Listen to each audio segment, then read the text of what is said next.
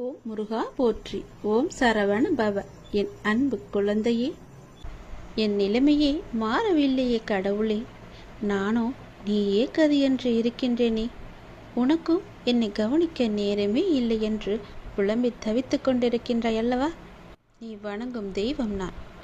நான் உன்னுடைய அப்பா. என்னுடைய பக்தர்களை வாழ வைத்துதான் எனக்கு பழக்கம். கைவிடுவது இல்லை.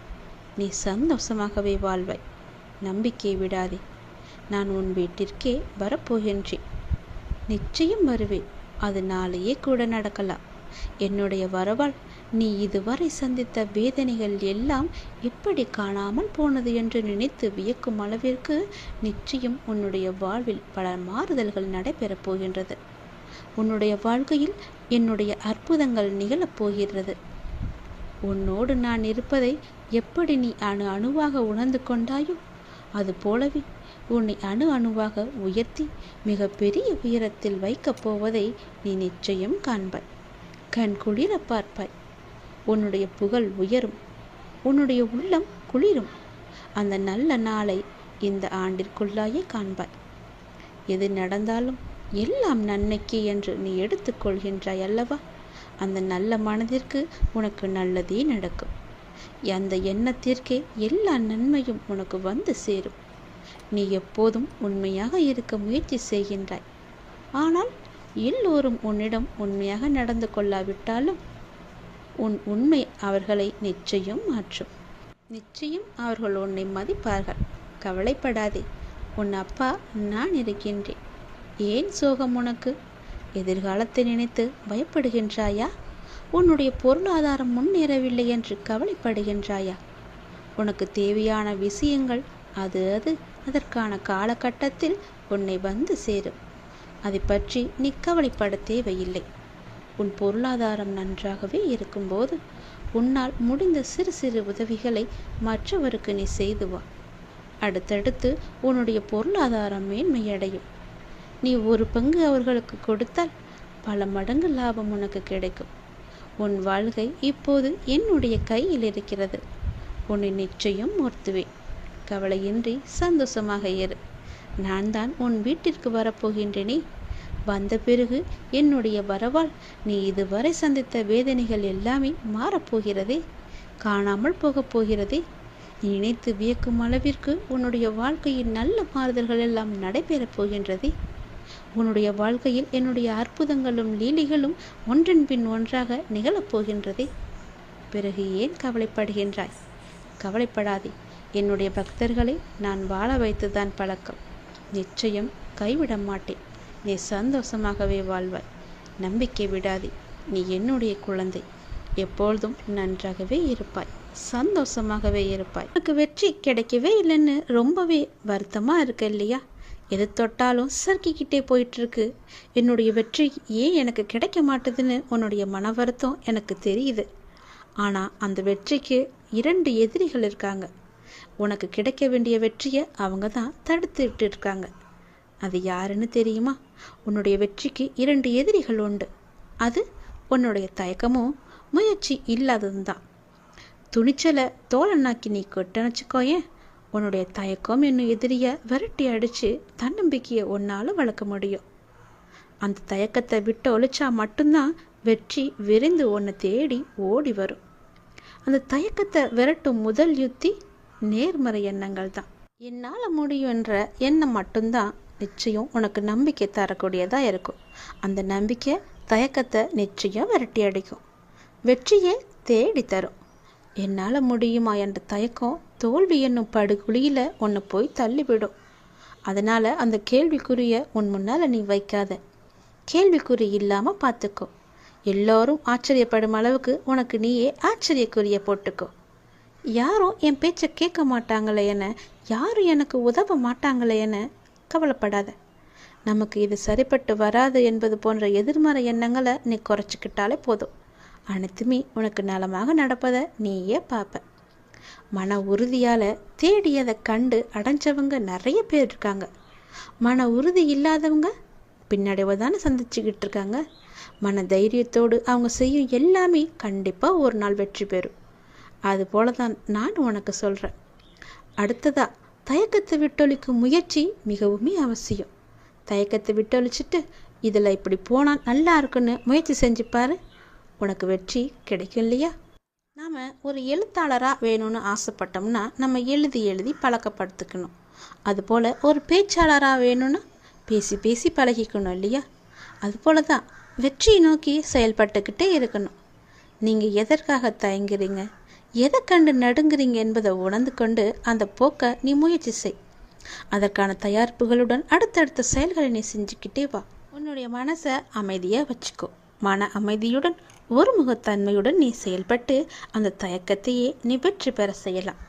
சோர்வாக இருப்பது, தயங்குவது, பின்தாங்குவது, ஆர்வம் குறைவாக இருப்பது, இது நம்மால் முடியுமா என சந்தேகிப்பது, முடிவெடுக்க முடியாமல் தயங்குவது, தன்னம்பிக்கையின்றி பேசுவது, செயல்படுவது எல்லாமே துணிவு இல்லாதது தான் அதற்கான காரணம்.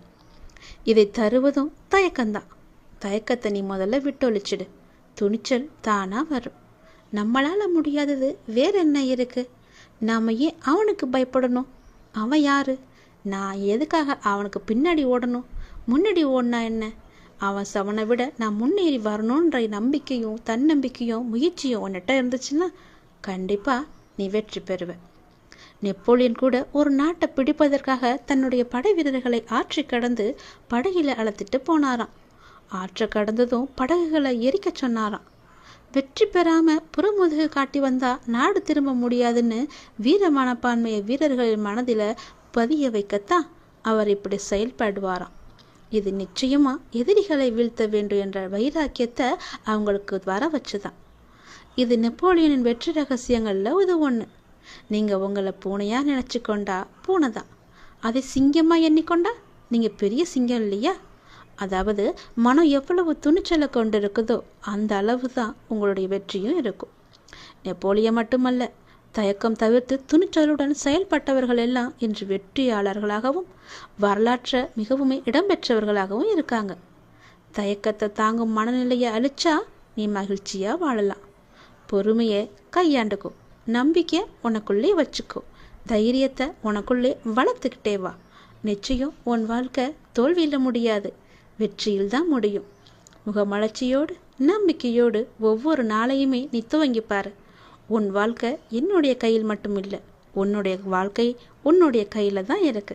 அதை நீ எப்படி எடுத்துட்டு போறன்றதுல தான் அது இருக்கு. சந்தோஷமா எடுத்துட்டு போனீன்னா உனக்கு சந்தோஷமான வாழ்க்கை தான் கிடைக்கும்.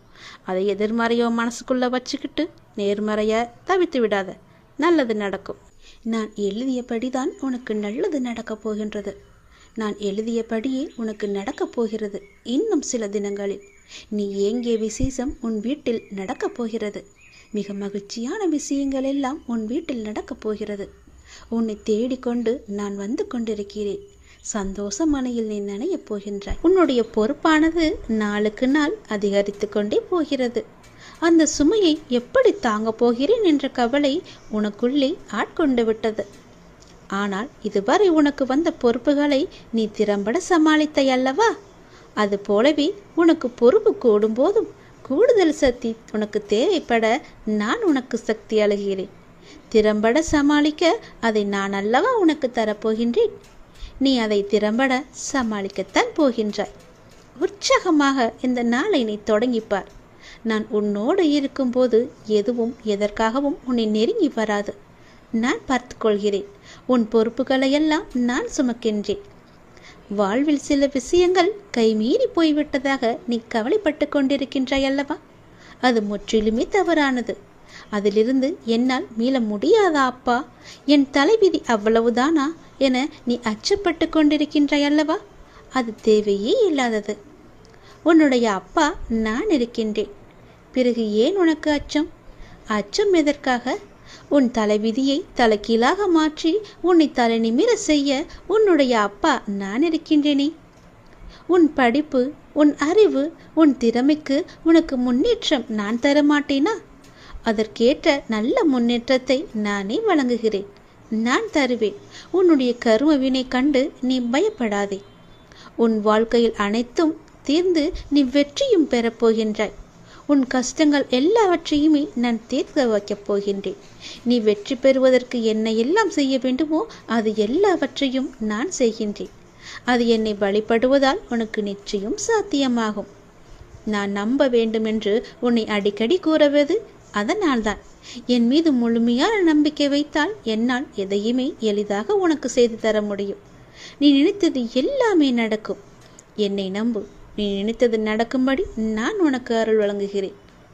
உன் மனம் ஏங்கிய ஒரு விசேஷம் உன் வீட்டில் விரைவாக நடக்கப் போகின்றது. ஒவ்வொரு முறையும் உனக்கு நான் வாக்களிக்கும் பொழுது இது நடக்குமா நடக்காதா என என் மீது நீ நம்பிக்கை இழக்காதே. உன்னோடு இருப்பது நான் அல்லவா? நான் நடத்துகிறேன் எல்லாவற்றையுமே. அப்பா நான் இருக்கும்போது உனக்கு ஏன் பயம்? எப்படி நடக்குமோ என்ற ஏன் அச்சம்? நம்பிக்கையோடு காத்திரு. நல்லது நடக்க நான் உனக்கு துணை இருப்பேன். உனக்கு எதை எப்போது எந்த நிமிடத்தில் எந்த நொடியில் தர வேண்டும் என்று நான் எழுதி வைத்தனோ அதை அப்பொழுதுதான் நான் தருவேன். நான் எழுதியதை யாராலும் மாற்ற முடியாது. நான் எழுதியது எப்போது என்று எனக்கு மட்டுமே தெரியும். அதை அந்த நேரத்தில் உன்னிடம் வந்து கொண்டு சேர்ப்பது என்னுடைய பொறுப்பு. அப்படி கொண்டு வந்து சேர்க்கும்போது யார் தடுத்தாலும் அவர்களை மீறி உன்னிடம் வந்து கொடுக்க செய்வேன். உனக்கு கிடைக்காமல் போன ஒன்றுக்காக நீ வருந்தக்கூடாது. ஏனென்றால் அது உன் கையில் விரைவில் கொண்டு வந்து சேர்ப்பதற்கான எல்லா ஏற்பாடுகளையும் நான் செய்துவிட்டேன். மிக மகிழ்ச்சியான நாட்கள் எல்லாம் உன்னை தேடி வந்து கொண்டிருக்கின்றது. நல்ல நல்ல புத்தம்புது நிகழ்ச்சியெல்லாம் உன் வாழ்க்கையில் நடக்கப் போகின்றது. சந்தோஷ மலையில் நீ நனையப் போகின்றாய். வெற்றி மலையை உனக்கு குவியந்து குவியப் போகின்றது. வெற்றி முழக்கம் உன் வீட்டு கதவை தட்டப் போகின்றது. சந்தோஷமாக இந்த நாளை நீ தொடங்கிப்பார். நல்லது நடக்கும். எப்போதும் என்னுடைய இன்முகத்தை உன் நினைவில் வைத்து என்னுடைய நாமத்தை உன் நாவில் வைத்து ஒவ்வொரு நாளையும் நீ தொடங்கிப்பார். நல்லது உன் வீட்டில் நடந்து கொண்டே இருக்கும். உனக்கு ஒரு வாய்ப்பு கிடைக்காதா? என்னுடைய வாழ்வில் நான் முன்னேறி செல்ல முடியாதா என்ற பயம் உனக்குள்ளே இருந்து கொண்டிருக்கின்றதல்லவா?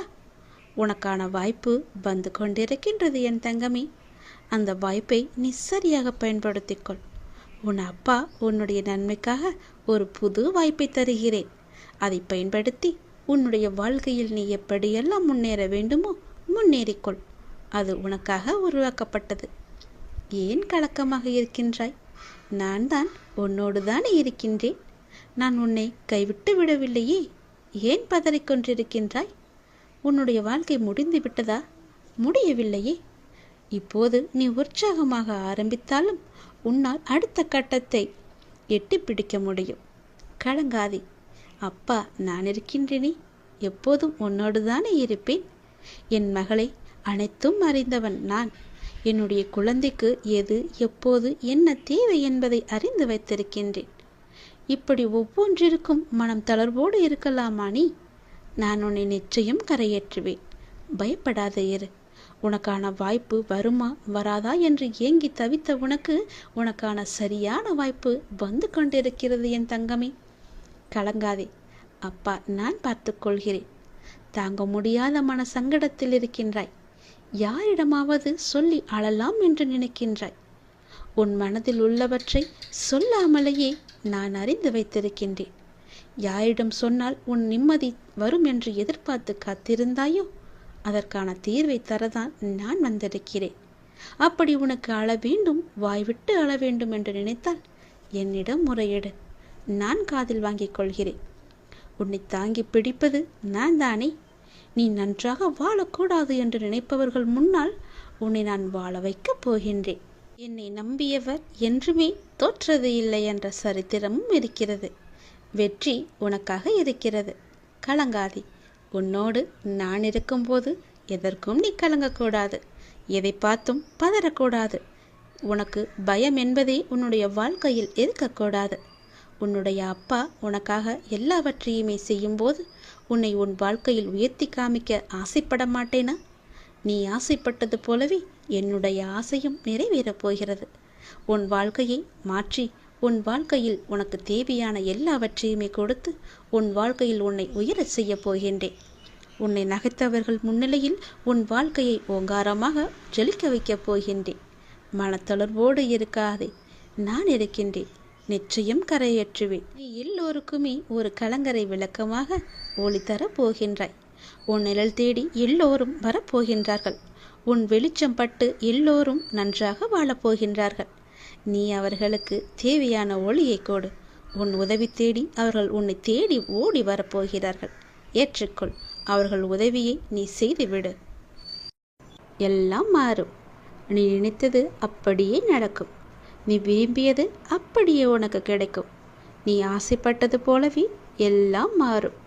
நீ விரும்பிய வாழ்க்கையே உனக்கு கிடைக்கும். உன்னுடைய தற்போதைய நிலை மாறி மிக மிக அழகான ஒளிமயமான வாழ்க்கை உன்னை தேடி வரும். எதற்கும் கலக்கமடையாதே. உனக்கு நல்லது நடந்தே தீரும். கற்கண்டு போல இனிக்கும் உன்னுடைய வாழ்க்கை. தித்திப்பாகவே மாறும் உன் வாழ்க்கை. சந்தோஷமாகவே எப்பொழுதும் இருக்கும் உன் வாழ்க்கை. நீ நன்றாகவே இருப்பாய். கவலையே படாதே. இனி நினைத்தது மட்டும்தான் நடக்கும். ஒருவர் நம் மீது கொண்ட பொறாமையால் மனதை காயப்படுத்தி சில சொற்களை கூறினாலும், நாம் தவறே செய்யாமல் நம் மீது பழிச்சொல் கூறினாலும் அவர்களை நீ கோபிக்க வேண்டாம். புரிகிறதா? அவர்கள் மீது துவேஷமும் வேண்டாம். நாம் பதிலுக்கு அவர்களை காயப்படுத்தவும் வேண்டாம். நம்மை காயப்படுத்துவதால் அவர்கள் தாமாகவே விரும்பி நம்முடைய கர்மாவை தங்கள் கைகளில் ஏந்தி கொண்டு செல்கிறார்கள். குரோதமும் துவேஷமும் பொறாமையும் பழிவாங்கும் உணர்வும் நம்மில் எழுந்தால் அடுத்தடுத்த ஜென்மங்களில் அதற்குண்டான பலனை நாம் தான் அனுபவிக்க வேண்டும். அதனால் தான் சொல்கின்றேன், நம்மை பற்றி யார் என்ன சொன்னாலும் தண்ணீரை போல இருக்க நாம் கற்றுக்கொள்ள வேண்டும். தண்ணீர் தம்மிடம் கலக்கும் எந்த வர்ணத்தையும் ஏற்றுக்கொண்டு அந்த வர்ணமாகவே தோற்றமளிக்கும் தன்மையுடையது. இறைத்தன்மையும் இதுவே ஆகும். அதனால் நம்மை பற்றி யார் என்ன சொன்னாலும் தண்ணீரை போல இருக்க நீ கற்றுக்கொள். யார் நம்மீது பொறாமை கொண்டு தேவையற்ற வார்த்தைகளை வீசினாலும் அந்த வார்த்தைகளை காது கொடுத்து கேட்காதே. திரும்ப அவர்கள் மீது பழி போடாதே. எந்த ஒரு எதிர்மறையும் அவர்களிடம் இருந்து வந்தால் அவர்களை நீ தூர தள்ளி வைத்தால் மட்டும் போதும்.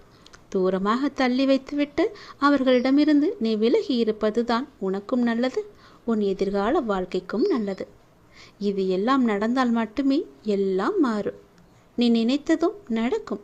உன் தற்போதைய நிலைமை எல்லாம் மாறி மிக அழகான ஒளிமயமான வாழ்க்கை உன்னை தேடி வரும். கலங்காமில்லாமல் குழப்பமில்லாமல் தெளிவாக இரு. உனக்கு நல்லது நடக்கும். கற்கண்டு போலவே உன் வாழ்க்கை சந்தோஷமாக இனிப்பாக தித்திப்பாகவே இருக்கும். நீ நன்றாக வாழப்போகின்றாய்.